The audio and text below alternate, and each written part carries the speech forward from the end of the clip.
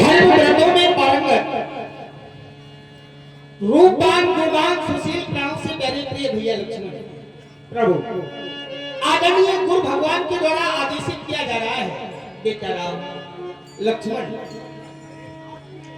संध्या समय हो चुका है। नित्य नैमित कर्म का पालन करते हुए अपने आराध्य के चरणों में नमन वंदन पूजन इत्यादि करो, अपने जीवन को धन्य बनाओ।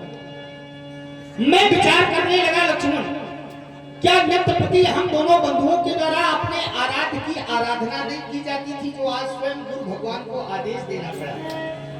तो संकेत मिला कर भोजन मुनिवर विज्ञानी लगे कहां कछु कथा पुरानी। हमारे वंशजों के संदर्भ में हमें कथाएं श्रवण कराई जा रही थी।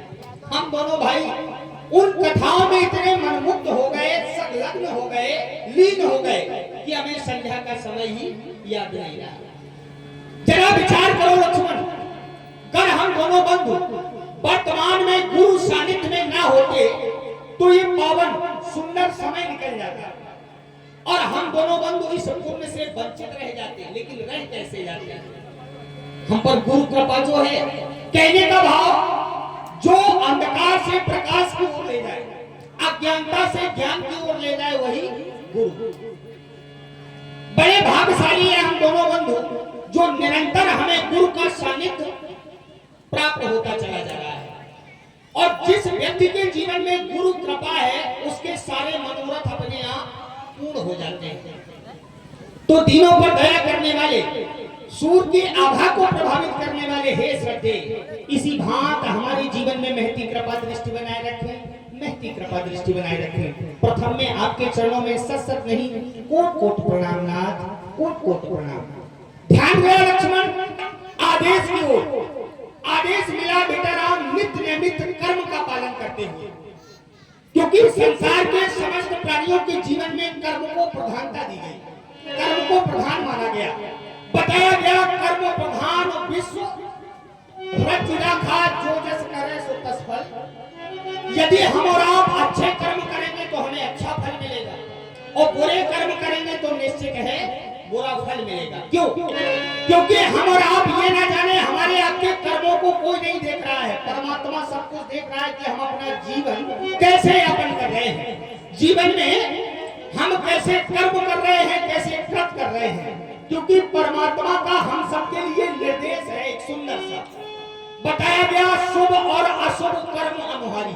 परमात्मा देख रहा है कि हम शुभ कर्म कर रहे हैं या अशुभ। शुभ और अशुभ कर्म अनुहारी ईस दे फल हृदय बिचारी। जब हम और आप ये जानते हैं कि कर्मों के अनुसार हमें फल प्राप्त होता है, तो ये सुंदर समय मिला, पावन समय मिला। आओ हम इस सुंदर समय का सदुपयोग कर लें, अपने जीवन को धन्य बना लें, अपने आराध्य की आराधना कर लें। क्यों? क्योंकि भक्त का भाव अगर परमात्मा के प्रति सच्चा है तो परमात्मा अपने भक्त की रक्षा कैसे करता है। परमात्मा का कथन हमारे लिए, परमात्मा कहता है करहु सदा तिनके रखवाली। परमात्मा अपने भक्त की रक्षा कैसे करता है? तो बताया गया करहु सदा तिनके रखवाली, जम बालक राखे महतारी। मां बनकर परमात्मा अपने भक्त की रक्षा करता है। जब मां बन जाता है भक्त के लिए परमात्मा, तो आओ हम सब मैया के स्वरूप की आराधना करें, मैया चरणों की वंदना करें, अपने जीवन को धन्य बनाएं। क्यों? क्योंकि मैया के चरणों की वंदना करता कौन कौन है? तो बताया गया जो भी करता है, देवी पूज पद कमल तुम्हारे सुर नर मुनि सब होए, सबको सुख मिलता है। जब हम और आप ये जानते हैं तो ये पावन समय मिला, सुंदर समय मिला। आओ इस सुंदर समय का हम सब उपयोग कर लें। कारण यह समय हमें अभी मिला है, कल मिले कुछ पता नहीं, जीवन का भी ठिकाना नहीं, कल ये समय हमें मिले अथवा ना मिले।